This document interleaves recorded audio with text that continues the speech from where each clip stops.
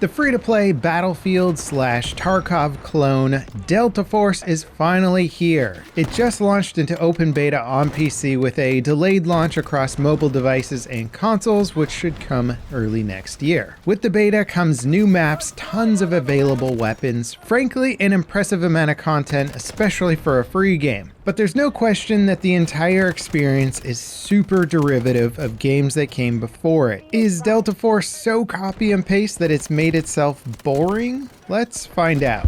Now, as a Battlefield fan, Delta Force might feel oddly familiar. It's a copy of Battlefield 2042 in many ways. It's got goofy characters, nearly identical UI design, complete with the same fly-in camera, kill feeds that look nearly identical, similar gadgets, character animations, similar modes, etc. Honestly, it falls into the realm of, is this even legal with regards to how much it's lifting from the Battlefield franchise? And frankly, Call of Duty with some copy and paste weapon animations and other stuff as well. But regardless of the copy and paste design elements, there's a lot to say about the actual experience that's good. And frankly, I think Battlefield fans who have been waiting a long time for some sort of fun Battlefield experience will find some joy here. So first things first, overall the game feels surprisingly polished and technically sound. So in that regard, I guess they're not copying Battlefield.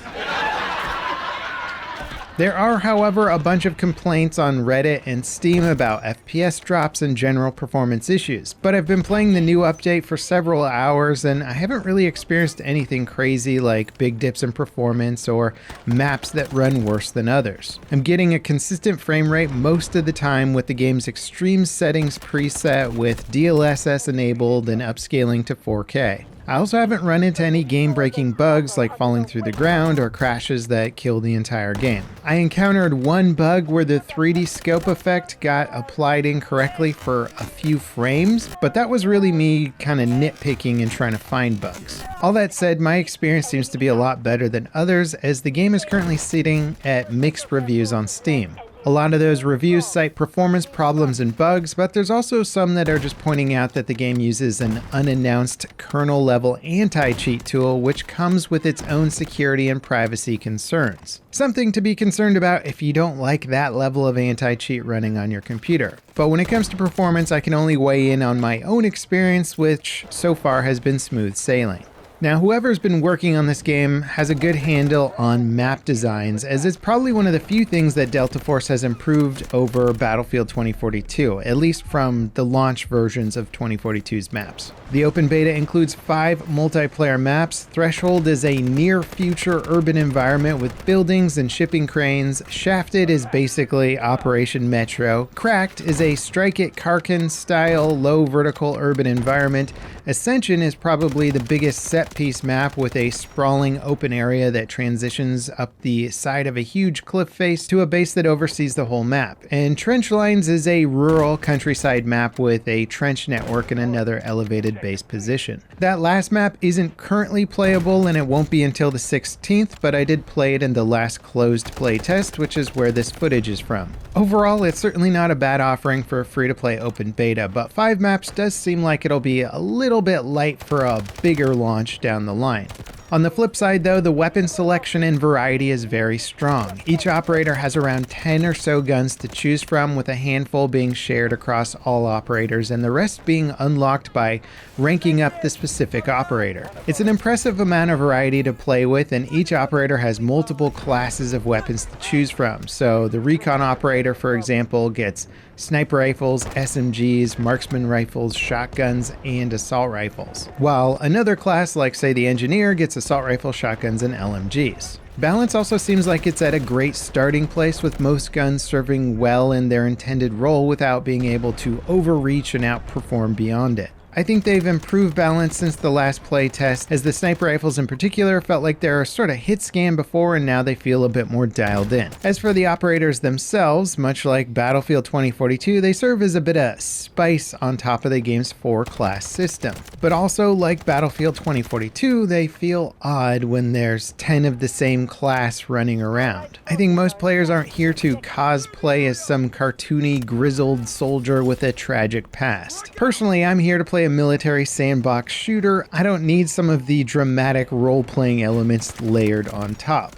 The operators and their dialogue is every bit as goofy as 2042's, but just in a different way. 2042's characters tend to be a little more peppy and obnoxious, while Delta Force's are melodramatic beyond belief. I fight for my comrades, honor, and the thrill of kicking ass.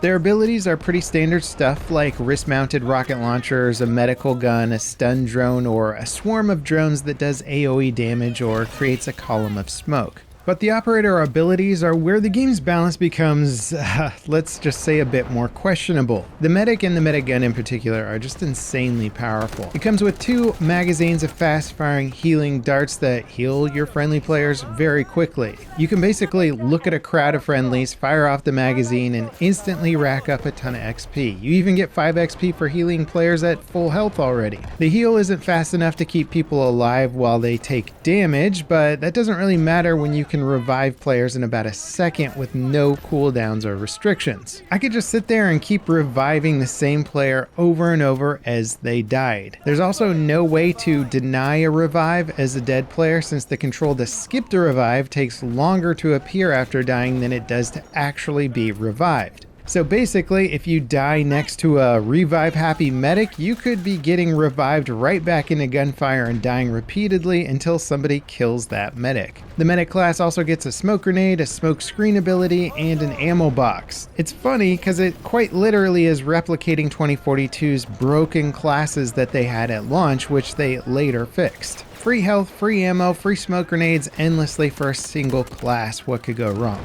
Pretty much every attack and defend, aka breakthrough match that I played, there was a non-stop wall of smoke between me and the enemies, and that's on top of the near constant grenade spam and abilities highlighting players through walls happening all the time. Abilities do have cooldowns and recharges, so it's not like you can just spam the same thing over and over, but with so many players being on the field, they were just going off constantly. They really need to add more time to the cooldowns, or limit the number of gadgets and ability uses, or spread out the players more, just something to reduce the ability spam. Again, it's beta, so they do have time to make improvements here, but these ones are pretty blatant and obvious. I'm surprised they've made it this far. All that said, that's some of my bigger gripes with some of the balance and flow of the game. Outside of those issues, I'm happy to say that Delta Force does have destruction, and it does have a real impact on gameplay. It is, however, limited to very specific elements of the map. On Cracked, one of the key objective buildings can have its walls blown out, revealing the ground floor and also bits of the second floor catwalks, which can be super useful for counter-sniping against people camping in the building. But again, it's kind of similar to 2042's Destruction, where calling it destruction is being a bit generous. It's not all over the map, it's just specific predetermined areas of walls that you can break out, and you kind of have to know what they are in order to interact with them. Whereas if you looked at past Battlefield games, entire maps could be leveled to the ground. Now, I will say I am continuously tickled by the fact that Delta Force, having copied Battlefield 2042 so closely, continues to replicate a lot of 2042's problems. For example, its attack and defend mode plays out very much like Battlefield's breakthrough mode at launch. It plays out in pretty much the same way as the attackers secure more objectives, they progress through the map, and if they capture the last sector, they win the round. And just like in Battlefield 2042, the attackers seemingly never win. It's just simply too easy to defend the objectives. There's not enough destruction to expose the camping positions. The only real counter to the strong defense is a massive ballistic missile airstrike that's basically Delta Force's version of the V1 rocket from Battlefield 5. But both teams can call them in, and so they end up just kind of canceling each other out. Also in Battlefield 5, they were used much more sparingly due to their cost, but in Delta Force, these things are popping off all over the place. Now, it's funny because I almost feel like I don't need to get into the nuts and bolts of the rest of the gameplay because it is so copy and paste from, say, Battlefield. It's got all the similar scoring styles, all the similar rewards and capture mechanics. It's just Battlefield, but a little bit clunkier and free to play. And it's in a very good state, in my opinion, for a beta product. There's definitely some things still left to fix, but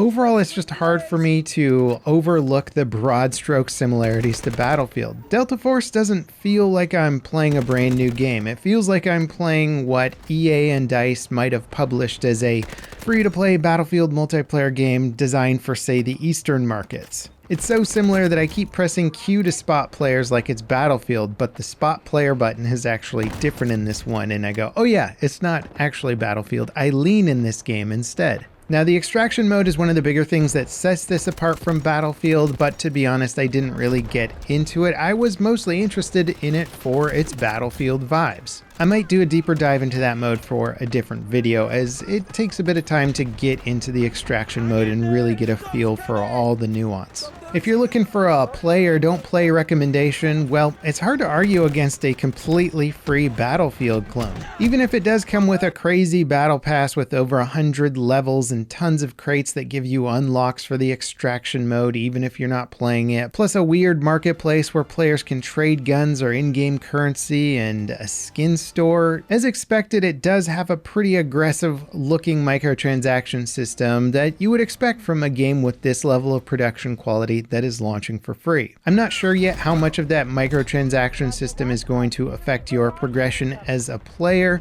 It seems to be a little bit more pay to win on the extraction side, but that's also kind of par for the course with extraction shooters. I also wouldn't be surprised if they're not making their money's worth at launch if they start changing up the monetization models later on to make it more dependent for progression. Truly though, when I step back, there's no denying that DICE has fumbled their franchise so bad over the years that there's now a legitimately competent free-to-play clone that beat them to their launch of their next game. How is DICE going to compete against free? Can they even beat Delta Force's level of polish? If they can't, it's going to be pretty embarrassing. And if Delta Force continues to add maps, weapons, and improve the game up until the launch of the next Battlefield game, there's no question it could steal a lot of DICE's thunder. I guess it just comes down to how much thunder DICE is bringing for their next title. If there's one thing that Delta Force doesn't do well, it's add anything particularly new or cool to this genre of game. Just about every single thing in this game is copy and paste work from either Battlefield or another similar game. It's as if you asked an AI dev studio to make a Battlefield game and this is what it came up with. While other games might borrow components or ideas or be inspired by similar titles, this game feels like it's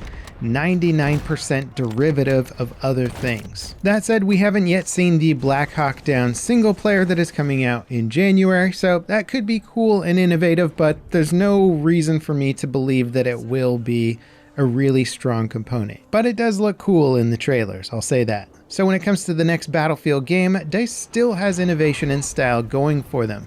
And deep down, if I'm being honest, this title doesn't really excite me like a Battlefield game does. And I think that's in large part due to it just looking so much similar to the previous games and not bringing much newness. But I'm still curious to hear your take on it. Are you playing it? Are you enjoying it? Does it scratch that Battlefield itch? Are you enjoying the extraction mode? Let me know in the comments. And if you enjoyed this video, don't forget to drop me a like and subscribe for more content like it. Up next, check out this video that goes deep into what we can expect for the next Battlefield title. A lot of information is out there if you're willing to dig for it. As always, guys, thanks so much for watching, and I'll see you next time. This is Level Cap signing off.